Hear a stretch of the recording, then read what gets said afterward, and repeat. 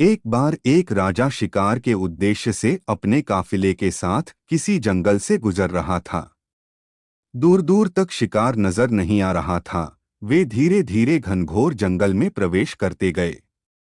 अभी कुछ ही दूर गए थे कि उन्हें कुछ डाकुओं के छिपने की जगह दिखाई दी। जैसे ही वे उसके पास पहुंचे कि पास के पेड़ पर बैठा तोता बोल पड़ा, पकड़ो पकड़ो, एक राजा आ रहा है। इसके पास बहुत सारा सामान है, लूटो लूटो, जल्दी आओ। डॉट तोते की आवाज सुनकर सभी डाकू राजा की ओर दौड़ पड़े। डाकुओं को अपनी ओर आते देखकर राजा और उसके सैनिक दौड़कर भाग खड़े हुए।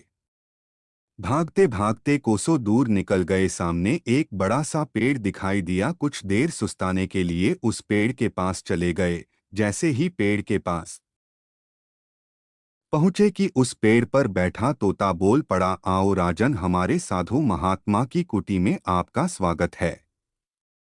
अंदर आइए, पानी पीजिए और विश्राम कर लीजिए। तोते की इस बात को सुनकर राजा हैरत में पड़ गया और सोचने लगा कि एक ही जाति के दो प्राणियों का व्यवहार इतना अलग अलग कैसे हो सकता है।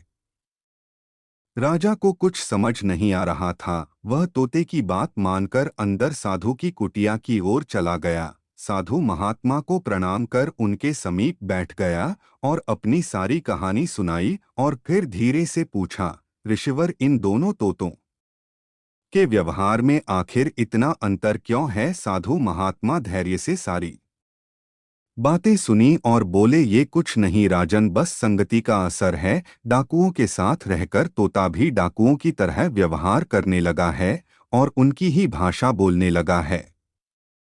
अर्थात जो जिस वातावरण में रहता है वह वैसा ही बन जाता है। कहने का तात्पर्य यह है कि मूर्ख भी विद्वानों के साथ रहकर विद्वान बन जाता है, और अगर विद्वान भी मूर्खों के संगत में रहता है तो उसके अंदर भी मूर्खता आ जाती है। इसलिए हमें संगति सोच समझकर करनी चाहिए।